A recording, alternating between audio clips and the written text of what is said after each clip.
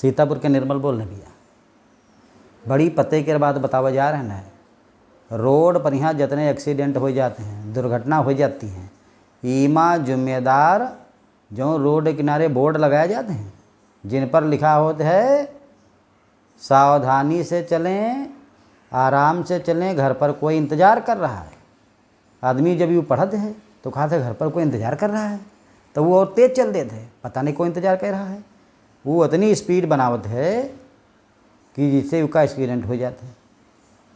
वो बोर्ड पढ़ के वो सोचे लागत है कि कोई इंतज़ार कर रहा हो, पता कोई इंतज़ार कर रहा हो, बहुत जल्दी चल दे।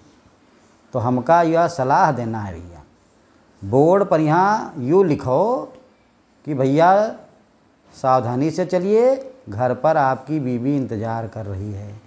फिर देखो, फिर आदमी के चाल बहुत धीमा अपने आप हो गई। वो धीरे धीरे जहाँ घंटा भर में पहुँच रहा वहाँ वो 2 घंटा में पहुँची।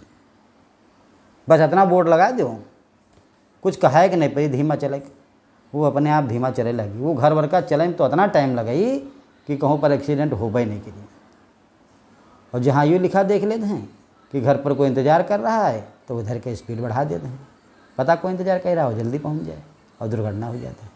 तो हमारी यह सलाह मानो तो दुर्घटना बहुत कम हो जाएगी। पहचानो, सीतापुर के निर्मल बोल रहे हैं।